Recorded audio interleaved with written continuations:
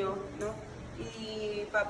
Sasabit nyo ulit kay, ay, ang inyong nga pala, si Sir Odilio at saka si Ma'am Alana, dito sila, no? Nagla-lunch lang.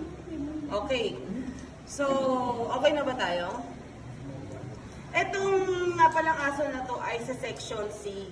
Kasi nung syempre ako nagde-demonstrate, umabot ako 1 oras kaka-prepare. So, mag-try out pa kayo mamaya sa athletics, di ba? Yes. Hindi talaga, sumali kayo. Sumali kayo. Sayang mga points, halos lahat ng teacher nagbibigay ng points. Okay. Okay na ba? Pwede na tayo. Ayan. Okay, so okay na? Okay na. Okay. So kapag ang aso, syempre, pag buhay yan, nakaganyan yan, di ba? So, kailangan natin kasi nga ma-visualize kapag nag-surgery tayo, saan ba yung target nating organ para pag binuksan natin siya for surgery, tumbok natin agad yung organ. Hindi tipong hihiwa ka dito, nasa kabilang side pala. 'Di ba? Okay. So syempre, hindi naman natin kasi nakikita ng ganito yan eh. So, nakikita natin na may skin. So, binabalik ko ito para agad ma-visualize nyo. Okay, pag ano yung nando sa ilalim niya. Okay. So, syempre, skin. After nyan, yung mga muscles, external abdominal oblique, alam nyo na yan, no? Internal abdominal. After nun, ang nasa ilalim niyan, peritoneum. Ang peritoneum, itong puti. So, pag nagsisurgery kayo, ito parietal peritoneum, no? So, parietal means wall. Naka-wall siya, buo yan, nakaganyan, no? So, kapag nagsisurgery kayo, sa buhay kasi, ito kasi nakadikit no? Sa buhay, medyo dumudulas to. Nawawala siya, kapag, di ba, hihiwa ka rito, kung dito ka hihiwa. Pag hiniwa mo yan, minsan ito, nawawala dun sa muscle. Umuurong siya, parang ganun. So, make sure na kapag isasara nyo na, i-anchor nyo yung peritoneum. Bakit po? Kasi, minsan, ang tendency, lalabas to. So, parang kailangan kasi, yung peritoneum nakasara o hindi magkakaparang hernia ka.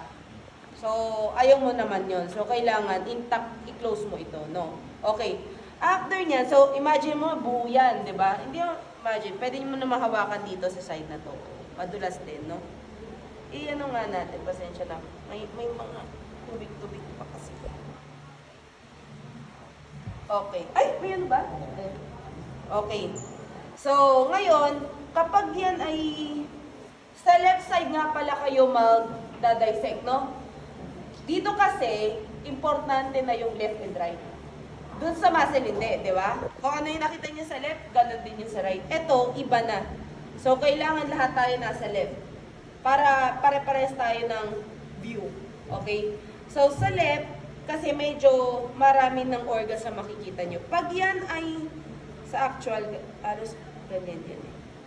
Yan. Ganyan ang itsura niya. So, ang nakikita natin sa left, ayan. Okay. At saka, teka lang, ito. Lalabas ko. Yan ang itsura niyan pag binuksan mo siya. So, ano yung nakikita natin? From the left side. Dito muna tayo nga pala ha. Ito ang thoracic, ito abdominal. Ang nagsiseparate sa kanila ay diaphragm. Ito yung diaphragm. No? So, dito muna tayo para hindi tayo malito. Abdominal. Ano agad yung nakita nyo?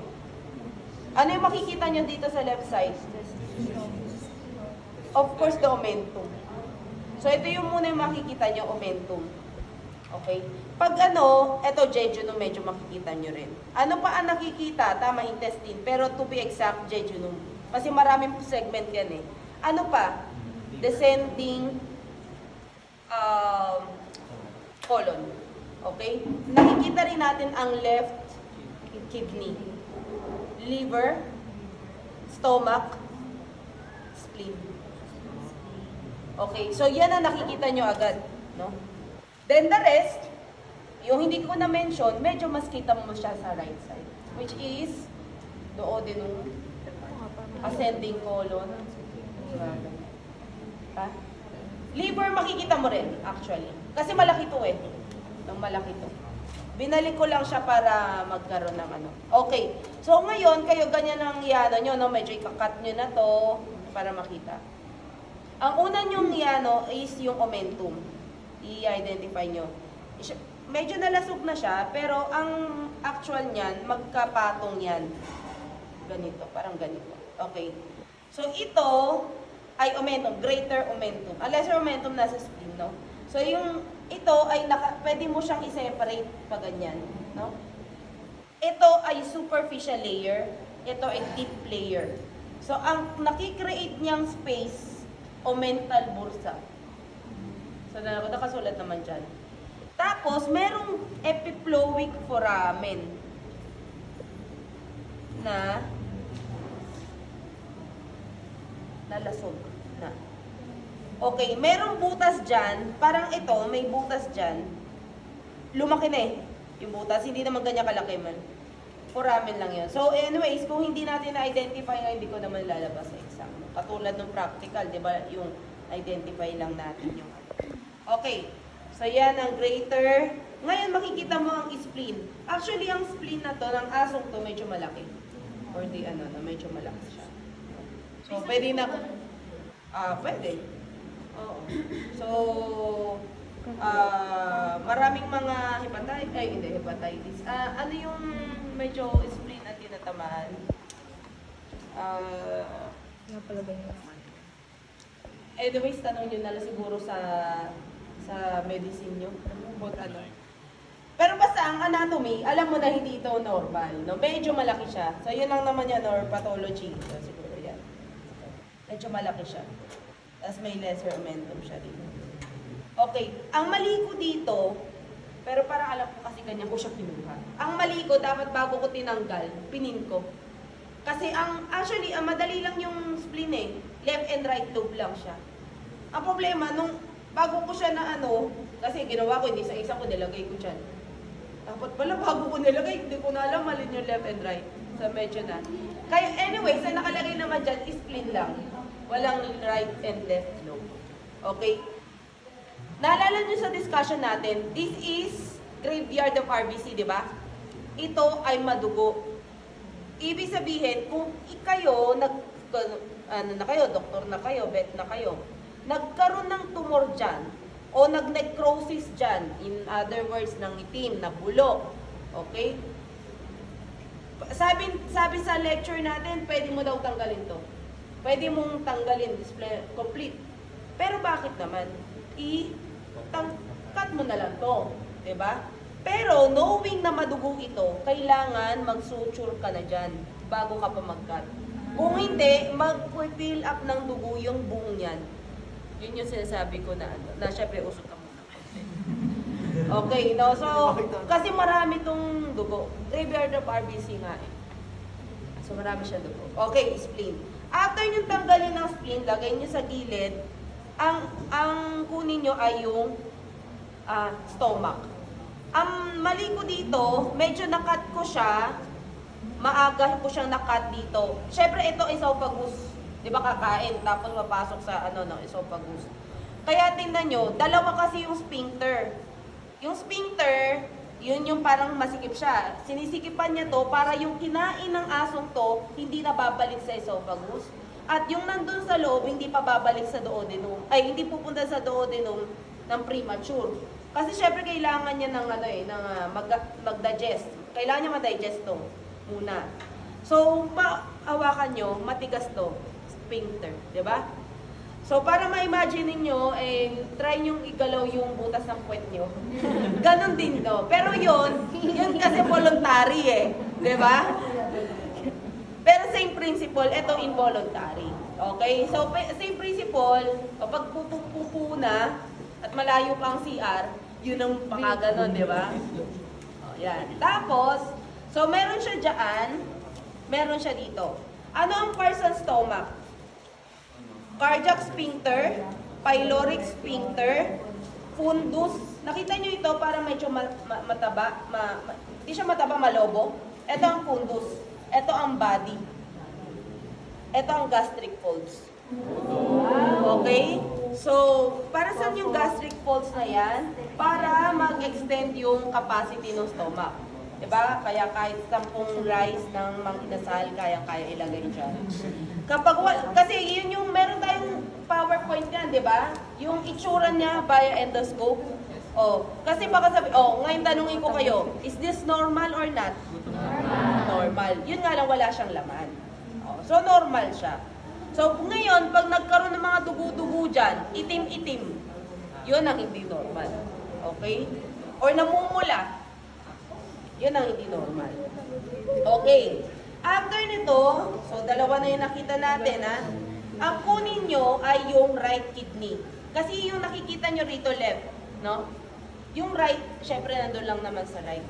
Pero okay, bago nyo kuhanin yan, hanapin nyo nga yung adrenal gland.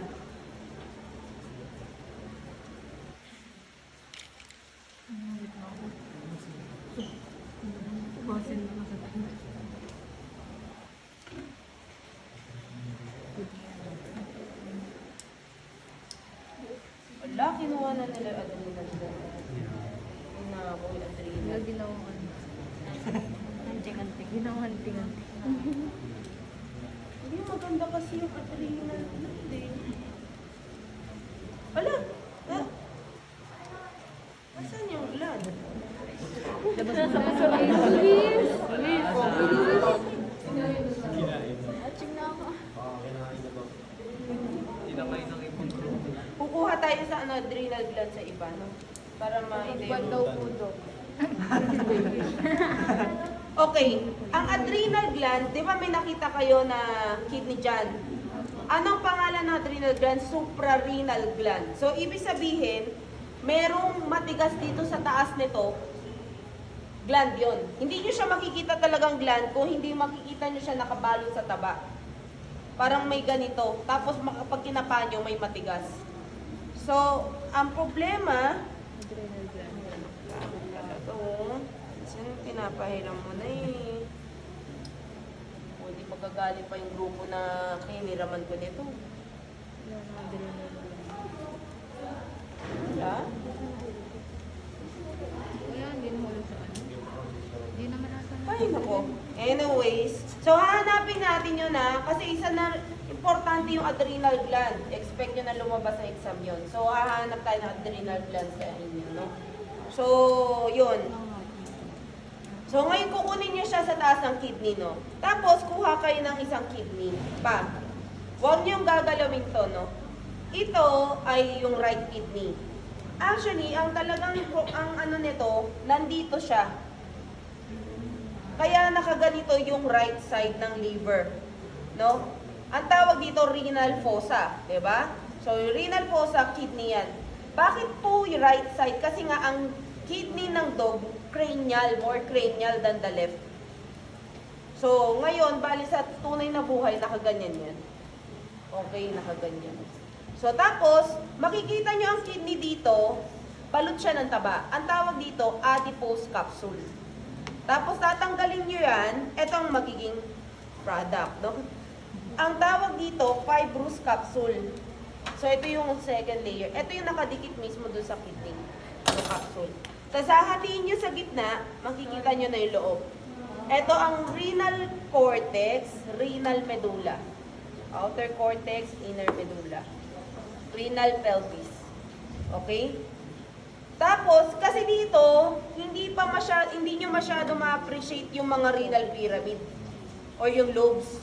So, ang pwede nyo gawin dyan, humiwa kayo sagittal, pero medyo more on, katulad nito. Ayan, medyo mas kita yung pagiging triangle dito. Ito yung lobes.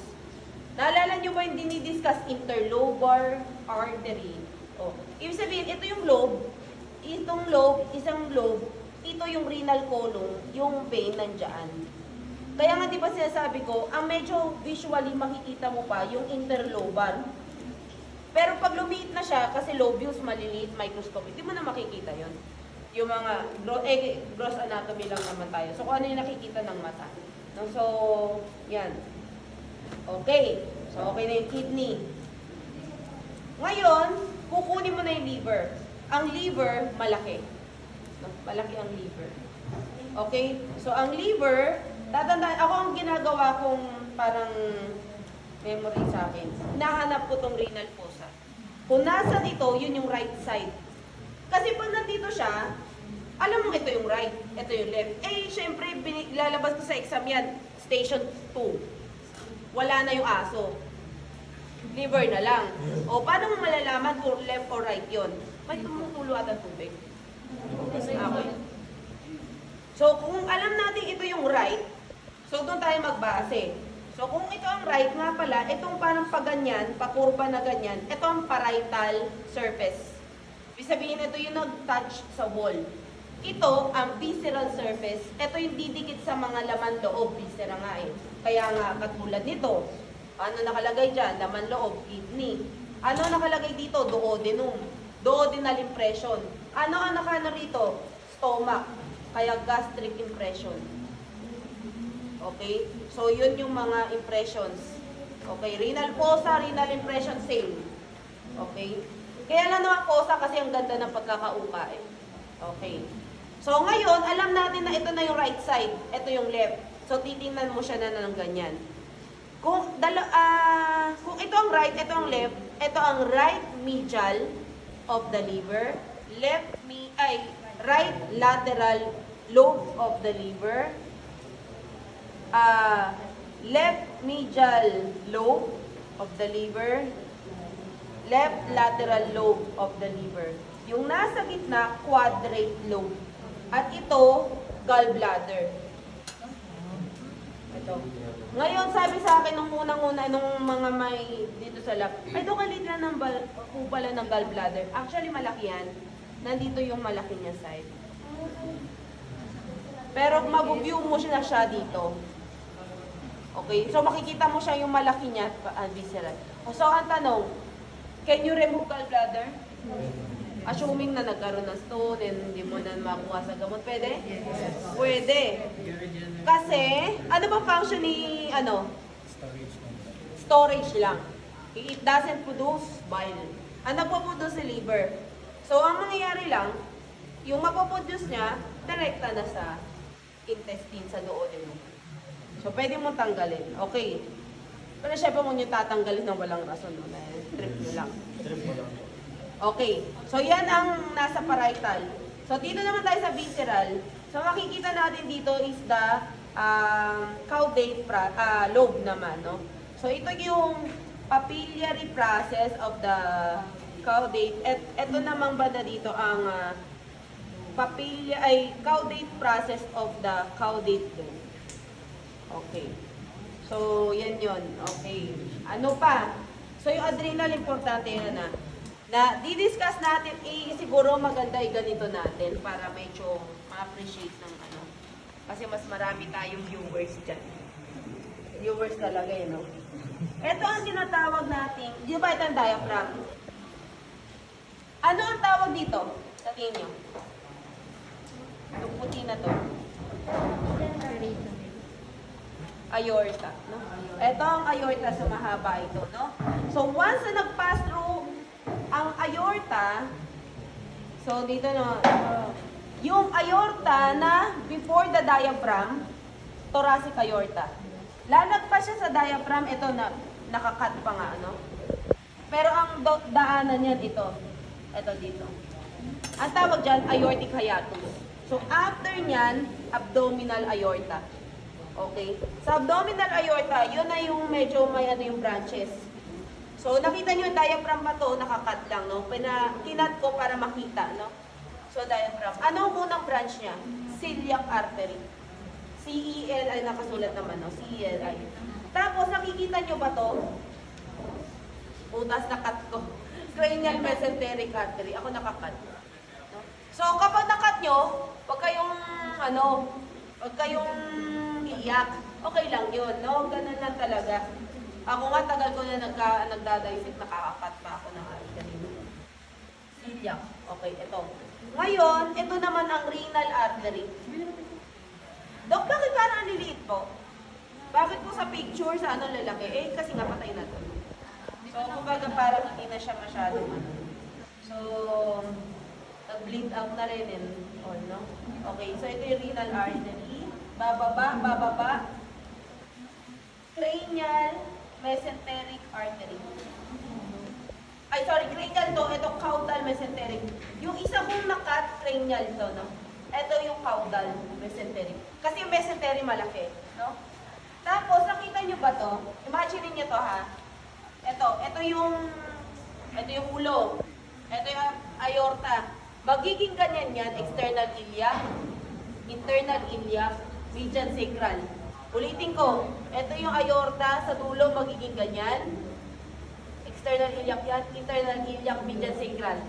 With this in mind, tingnan nyo to. External iliac, internal iliac, median sacral. Okay? Ulitin ko, ito, hindi nyo makikita ng ganito agad to. Mataba-taba, may taba-taba. So, medyo ingat lang sa kasi syempre pag katulad nito, nakat ko na. Syempre pag nakat na. Ngayon, na-appreciate nyo siya kasi hindi ko nakat. Pag nakat ko yan, hindi nyo na-appreciate yung drenowing ko, di ba? So, medyo ingat-ingat tayo dyan. Okay. Pero medyo ibabalik ko ulit kasi okay. Ay, nga pala. Dok, kung may aorta po, nasa ng caudal vena cava. Ito po ang caudal vena cava. So, makikita pa lang natin dito ang aorta puti. Yung vena cava, black. Bakit black? Kasi manipis ang wall ng vein. So, kaya kitang-kita mo yung dugo. Yung aorta, makapal yung wall niya. Malaki ang tunica muscularis. Anyway, sa histology na yun. Okay. Iikot ko lang.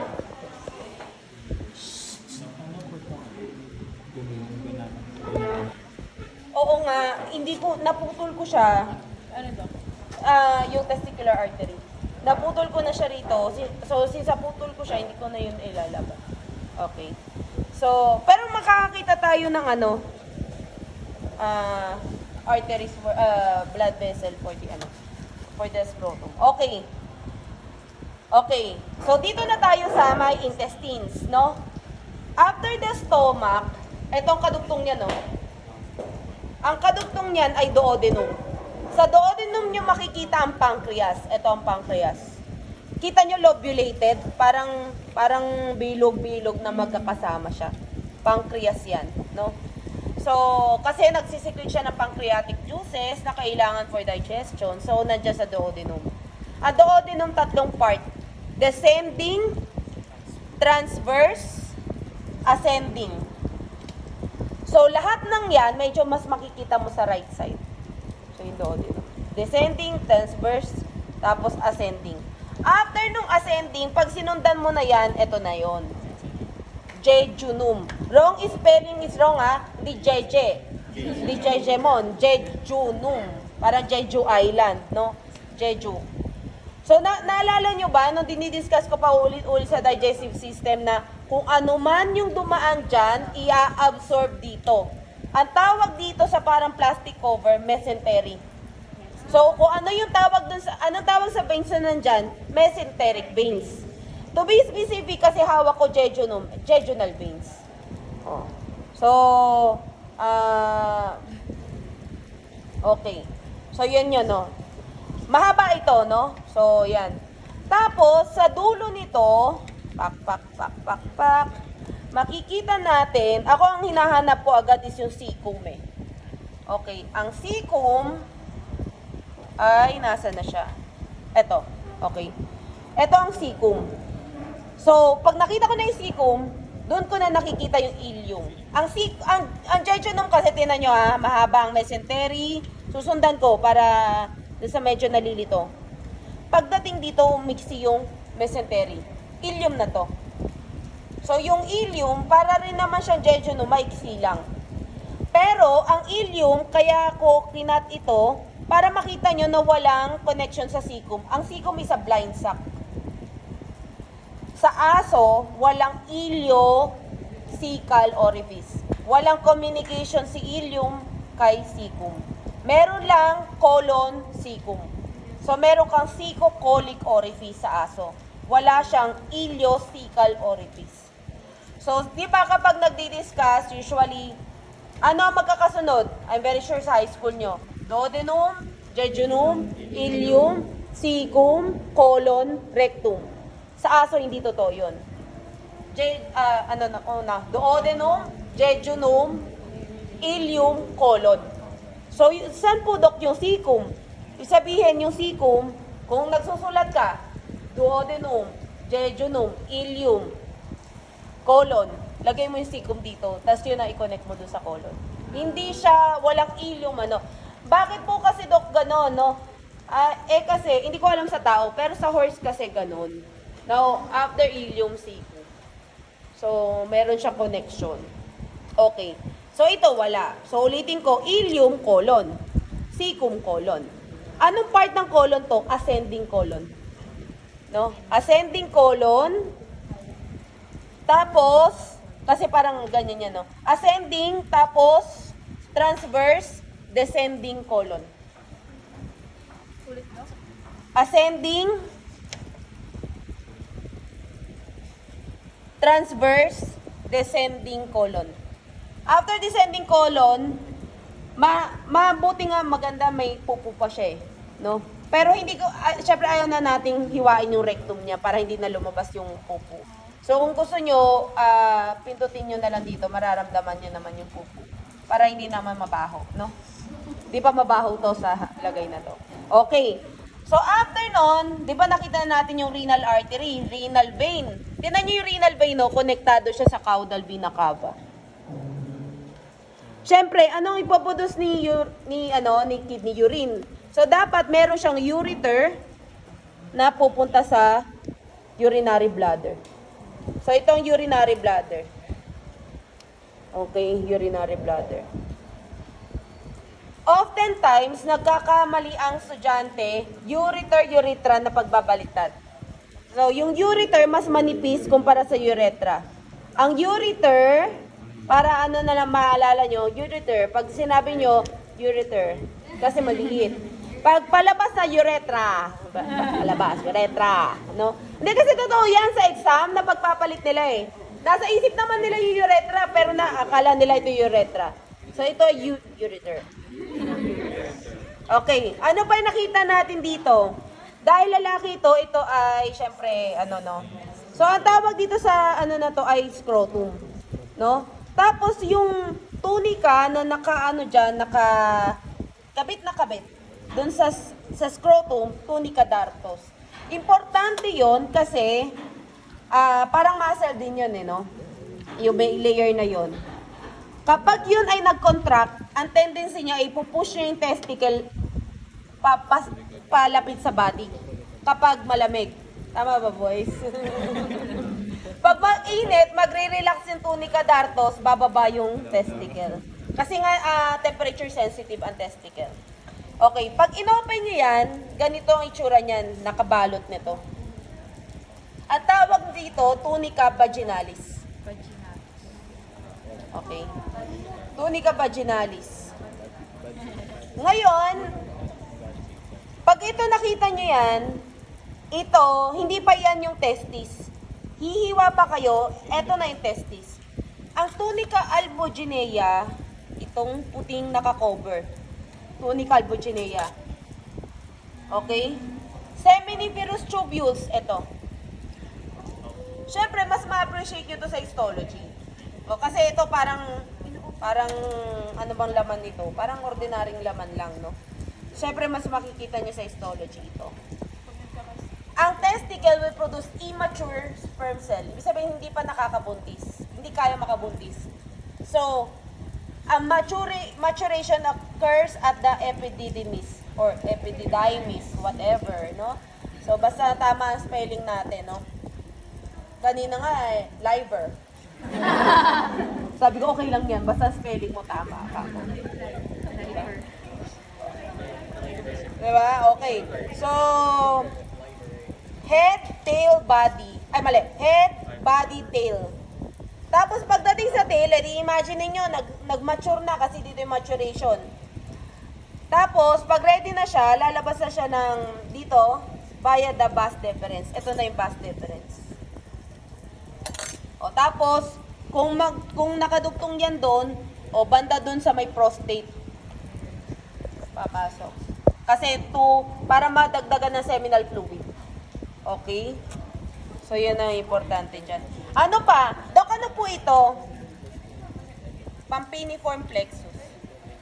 So, pampiniform plexus, nasa ano rin yan? Nasa checklist natin. Pwede naman siguro. Kung ito lang yan, parang mahirap. Pwede rin. Dalawa.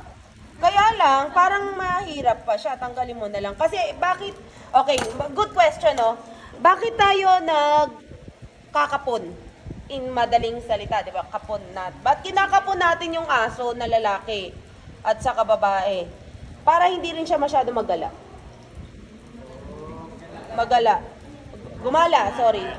Gumala. Ayaw din natin ng ganun, no? Kasi syempre, mababawasan yung testosterone production niya. So, pag tinatanggal mo kasi to, kunwari, okay naman yung vas deferens kasi sa tao ginagawa yan. Pero nandun pa rin yung testosterone niya. So, may drive pa rin siya, etc. So, yun, no? Okay. Ano pa? So, okay, going ba? Sa babae naman, bakit tayo nagkakapunti sa babae? Para hindi na magka-regular. Okay, para hindi Okay, para hindi manganak, hindi dumami. Second, prone kasi sila sa infection sa ovaryo. Ay, sa uterus. Ang tagal uterus, bahay tuta. Ano yung Tagalog ng uterus? Ba't kasi wala tayong Tagalog version ng anatomy, no? Miller's Guide. Matres, yun. Kasi nga, di ba, kapag nagko-copulate sila, di naman malinis, hindi naman so medyo, Okay. So, lalaki to, so meron tayong prepuce. Ang penis, hindi ito actually. Ang penis ito. So, para mapakita nyo to, kailangan nyo humiwa na medyo malalim. Kasi medyo to. Ang prepuce ito. Tapos, di ba, lalabas yan dyan, no? Kapag, Ngayon, so, ang tawag dito sa dulo, glans penis. Tatandaan nyo yung itsura, no? Kasi sa goat, iba itsura niyan.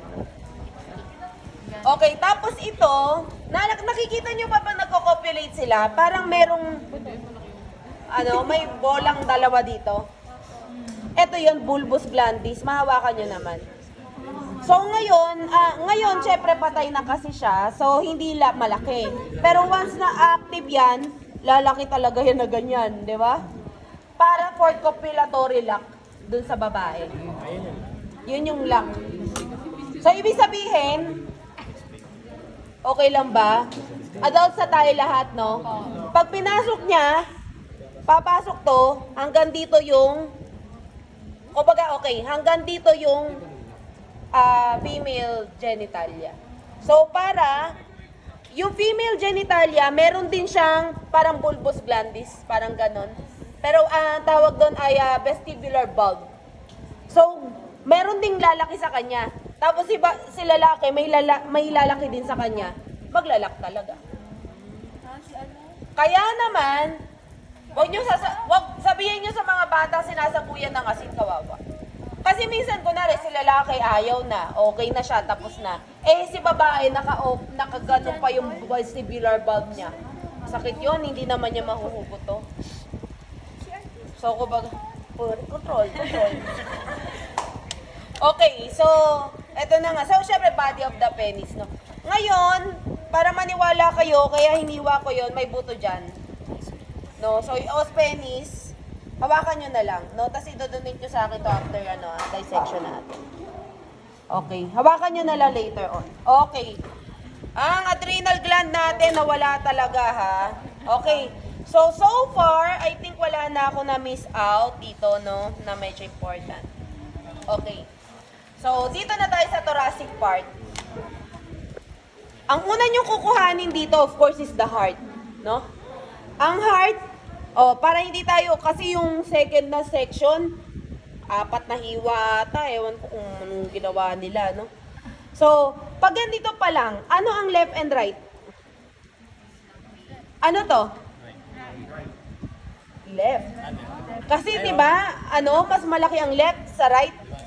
Dahil yung left, pag nag-pump siya, away from the body na. Ito, papunta lang sa lapit-lapit lang, oh. O, 'di ba? So, alam natin na ito yung left, ito yung right. Ito ang ventricles. Okay? Ang atrium, ito. Itong para manipis. Pag inopen nyo to, yung kinuha nyo yung heart, hindi siya, hindi siya manipis na ganito. Siyempre, punong-puno tayo ng dugo. Dito.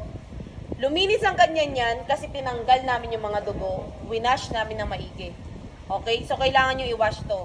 Konti na lang sa mga nakikinig. Huwag na kayong So, dito natin umpisahan kung paano nag-circulate ang blood. Right? Cranial vena cava, caudal vena cava, papasok yan lahat sa right atrium. Kasi ito right ventricle, di right atrium to.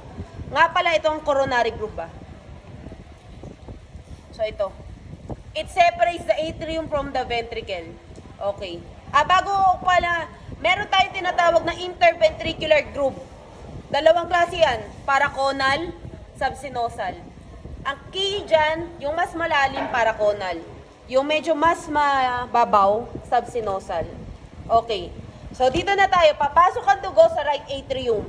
Meron siyang tinatawag na right auricle. Ito yung parang ear. 'Di ba?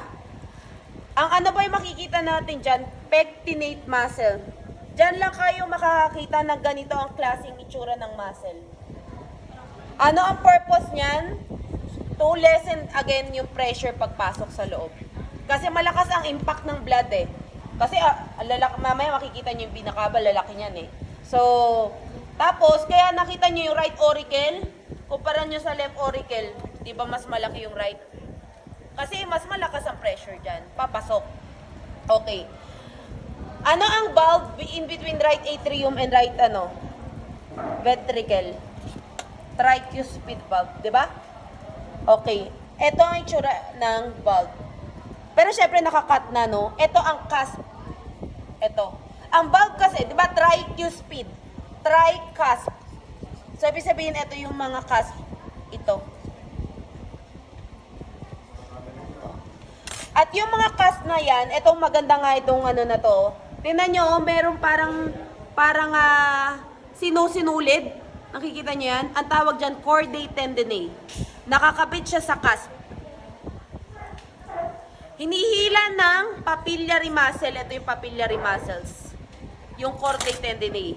So, isipin nyo, pag yan ay nag-relax yung heart, so, lalaki ito, hihilahin ng papillary muscle yung chordae tendineae so that yung cusp, bubuka, babagsak yung tubig, tuloy yung blood, papunta ventricle. Tapos, pag nag-close siya ulit, sasara na naman yung cusp, to prevent backflow dito. Okay? So, nandito na tayo sa right ventricle. Actually, ito right ventricle na rin ito makikita. Dok, bakit po ganyan yung wall niyan? Parang ang daming butas-butas. Ang tawag dyan, trabeculae carneae. Nakandyan din yung spelling. Ang purpose niyan, ito mga butas-butas na to. Yung butas na to, blind. Wala namang butas dito, no? So, blind siya. Again, ang purpose, to lessen the pressure ng impact ng blood. Saan pupunta ang right ventricle? Ang blood from right ventricle? Pulmonary.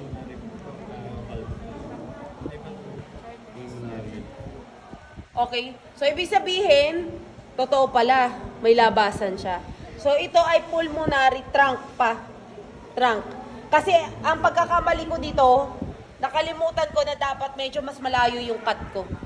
So, dapat kinat ko na siyang hanggang descending, kaya hindi natin makikita yung ligamentum arteriosus. Nakat ko siya at base. Ito nga pala apex, Ito ang base. Nakat ko siya at base. Dapat medyo ginanon ko pa. Pero hayaan nyo na, no? So, ito, pulmonary trunk. Kung in-advance ko sana, kung sana dito ako nag-cut, makikita nyo maghihiwalay pa yan. Pulmonary arteries, right and left. So ngayon, babalik ang dugo, so i-oxygenate ni lungs. Babalik ang dugo to left atrium. So si left atrium ay ito na. Nasa na yung cut ni left atrium? Okay. So, ito yung left atrium. So, ang makikita natin mga ano naman dito ay mitral valve o bicuspid valve yan. So, tingnan nyo, meron din siyang mga parang mga sinulid. Ang tawag din dyan chordae tendineae na hinihila rin ng mga papillary muscles. So, kung paano itsura dito, ganun din. No? Mas maganda nga lang dito. Kita nyo naman tingnan nyo yung muscle na, kapal ng muscle na to, kumpara dito. So, talaga mas muscular yung left ventricle. After niya, saan pupunta? Saan to dapat lalabas? Sa aorta. So, nasa ng aorta? Ayun. So, ito ang aorta. So, itsura pa lang ganyan na, no? Makapal na puti. Okay. Okay, so, ngayon, kinuha natin to kasi kanina from ganito, no? Kaya naman, nakita natin, medyo yung left side, mas malaki. Mas maliit sa lungs. Kasi yung heart, mas malaki sa left. Nga pala, ang actual niyan, ganito. Tingnan nyo ha, para hindi nyo makalimutan kung saan kayo kukuha ng heartbeat. Kung ito yan, oh, diba? Walang lungs na nakatap dito. So, mas maganda talaga kumuha sa left. May makukuha pa rin kayo sa right, pero maliit yung space. Hindi katulad nito, malaki oh. Ang tawag dyan, cardiac notch term, na hindi ko nabanggit sa unang dalawang section. Cardiac notch nga pala. Okay. So, kukunin ko ulit yung heart. You expect mas maliit ang left lung sa kumpara sa right lung. Okay marami nagkakamali. Ito, kapag nagbibigay ako ng exam, ay syempre isang station yan, no? Kunyari, station 1. Station 2 lungs nakaseparate na rin. Hindi nila alam kung lungs ito o liver. So, kailangan sa exam nyo, kunwari pinin ko to, caudal lobe of the left lung. Hindi pwedeng left, walang organ. Kasi alam ko, yung ibang students, hindi nga niya alam kung ano ng liver sa lung eh. Okay? So, kailangan alam mo kung ano itsura. Kasi may lobes eh. So, baka confusing sa iba. Okay. Ito ay left lung. Madali lang. Cranial caudal lobe.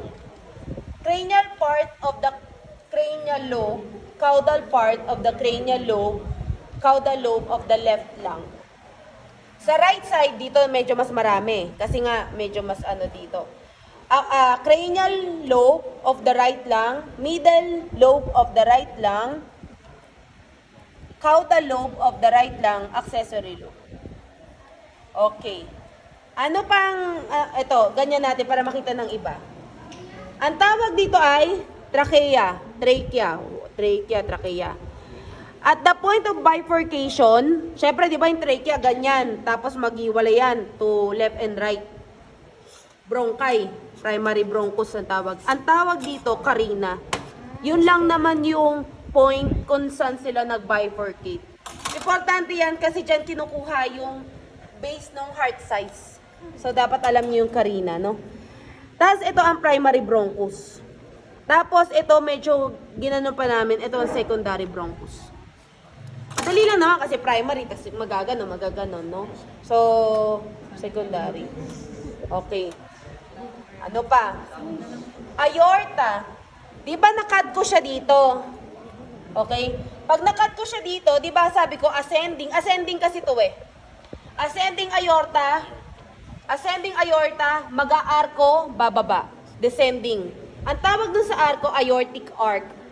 Ang aortic arc sa aso, dalawa ang kanyang branch. Yun ang kagandahan naman dito na, so yung una niyang branch, brachiocephalic trunk. Next is left subclavian trunk. Artery. Left subclavian artery. Okay. Ang brachiocephalic trunk will be giving off 3 branches. So, yung pinaka-right, ito, linisin ko. Ito, right subclavian artery, right common carotid artery, left common carotid artery. So, ulitin ko. Left subclavian, taga lang. A subclavian artery will give blood, will give circulation, blood supply sa limbs. So, kailangan may right and left subclavian. Okay? O, left pa lang yung andito. Actually, nung dati, hanggang yan, tinusundan namin. Pero masyado na ding marami naman. Ayan, yun na. So, dito na lang, left subclavian, right subclavian, right common carotid artery, left common carotid artery. So, yung common carotid artery, magra-run sa side ng trachea. Dito yung trachea. Pupunta siya sa ulo. Okay. Nakakita tayo ng aorta. Gusto ko makakita kayo ng cranial and caudal vena cava.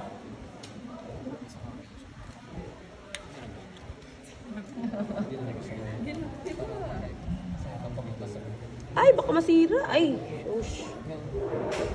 Oh, tingnan nyo to. Ito ang caudal vena cava. Mayroon dito malaki. Cranial vena cava. Nakikita nyo ba? May dugo na butas. Sana.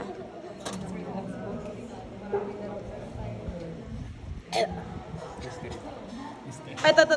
No. Ito hindi siya mystery. Ito. Oh. Ito yung cranial vena cava. Ito, caudal vena cava. Haba, oh. Caudal vena cava. Ito yung cranial vena cava. So, yung caudal vena cava, papass through ulit sa diaphragm. Ang tawag dun sa butas, caval foramen. Ay, so, thank you. Okay, pleura, ito yon. Parietal pleura. So, yung actually ito, meron yan, kung titingnan mo sa histology, may covering din. Parang ganito. Pero manipis. Ang tawag doon, visceral pleura. Ay, nakikita nyo, meron ako natatanggal, kaya nga lang dikit na dikit siya. Ayun o, di ba? Tawag niya visceral pleura. Ito naman, parietal pleura. Dok, saan po yung mediastinum? O, yung nasa gitna. So, kunwari, ito, middle mediastinum, ito yun. Itong area. Area yon, hindi ko kayang pin. Hindi ko mapipin kasi area siya. Hindi siya organ. Parang cranial mediastinum, middle caudal. So, wala akong mapipin na ano. Parang pwede ko lang tanungin, anong makikita mo sa sa middle? Mediastinum. Part. Pero wala akong mapipin. So, do you have other questions? Gusto nyo, mabilis ang review? Okay, mabilis ang review. Ibabalik ko lang siya sa tama niyang posisyon. Doc, meron po question. Di ba po sa may lang po, meron pong accessory Lobe. kimpampara? Accessory. Yung sa, di ba po, sa lungs po, meron po siyang accessory na parang lobe. Oo. Saan po siya? Ay, ito nga. Ayan po. Saan? Nandiyan ka pa naman. Hindi kanina ko pa tinuturo kasi... Tumalikod ako, Doc. Sige na, paano ko ba yan? Oo, tumalikod ka. Kanina po sinasabi. Naka one eye lang. Pagkat hindi sa kumata. Okay, mabilisan na lang. Okay. So, peritoneum, greater omentum. So, may mga parts yan. Hindi ko na ulitin, no? Tapos, this is spleen. Okay. Spleen, kidney. So, meron tayong tawag dito, adipose capsule, fibrous capsule, cortex, medulla, renal pelvis, cortex, medulla, renal pelvis, renal pyramids or renal lobes, kung anong gusto nyo, renal column, no? Mga blood vessel na interlobar, hanggang doon lang yung makikita natin, no? Sa Okay, sa gross. Liver, parietal surface, visceral surface, renal fossa, duodenal impression, gastric impression. Right lateral, right medial, liver, left medial, left lateral, quadrate, gallbladder, caudate lobe. Tapos, stomach, cardiac sphincter, pyloric sphincter, fundus, body, gastric folds. Ano pa? Yung adrenal adrenal, kayo na lang magpakita ng adrenal sa kanila. Kayo na lang magpakita ng adrenal. Nawala eh. Ang nakuha ko pa naman dalawa. Nakita mo yun, dalawang ganun. Sabay ko nakuha yung adrenal gland. Right and left. So, okay. Sa aorta naman, celiac artery, yung naputol ko, may cranial mesenteric, tapos renal artery, caudal mesenteric, external iliac, internal iliac, median sacral artery. Okay, caudal vena cava, makikita rin natin siya syempre sa may abdominal area. Okay, duodenum, pancreas. Duodenum, descending, transverse, ascending, jejunum, mesenteric veins, jejunal veins, mesenteric lymph nodes nga pala, no? Mesenteric lymph nodes. Nandiyan ang mga pinakamalalaking lymph nodes sa katawan, no? Mesenteric. Pero in this case, itong asong to, hindi masyado malaki yung kanyang mesenteric lymph nodes. After nyan, ilium. Ilium, cecum, ascending colon, transverse, descending colon. Renal artery, renal vein, papunta sa caudal vena cava. Teka, lito ko na makakita. Ureter, urinary bladder. Okay. Scrotum, tunica dartos, tunica vaginalis, tunica albuginea, seminiferous tubules, epididymis, head, body, tail, vas deferens, other term, ductus deferens. Pasok kayo mo. Yung electric pan. Pampiniform plexus. Okay. Prepuce, glans penis, bulbus glandis, os penis. Diaphragm, central tendon. Kikita nyo pa, parang plastic, no? Heart, left ventricle, right ventricle, left auricle, right atrium, left atrium, paraconal interventricular groove, subsinosal interventricular groove, coronary groove,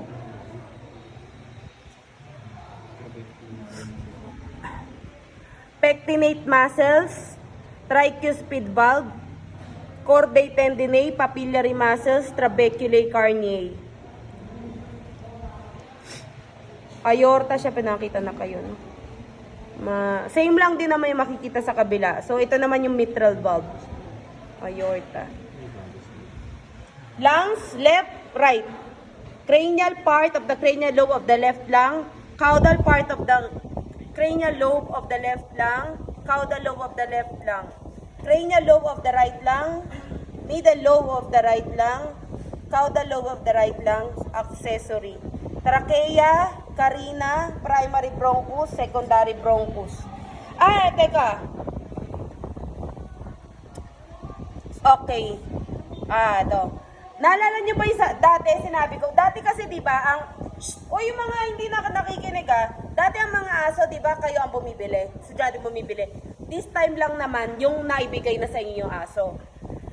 Dati kasi sinasabi ko bawal ang batang aso. Kasi nga para katulad nito, tinan mo laki-laki ng aso, medyo maliit pa rin yung testicle. Nakita natin na bata pa ito. Less than 1 year old, malaki yung aso pero less than 1 year old to. Or maybe nasa 1 year old. Bakit? Kasi ito ang thymus. May thymus siya. So, kung adult yung aso nyo, dapat hindi kayo nakakita ng thymus. Kasi degenerate ba? Tawag doon. So nare-replace to ng fat. Parang ganito mag-iitsura niya. Tapos, ito ang thymus, no? Kalimutan natin sabihin ata to sa last lab. Ito yung thymus. Okay. Ano pa? Okay, pleura, parietal, at yung visceral na kadikit. Okay. So, okay na, no? So, again, ang attendance nyo, papacheck nyo kay Sir Odilio and Ma'am Alana.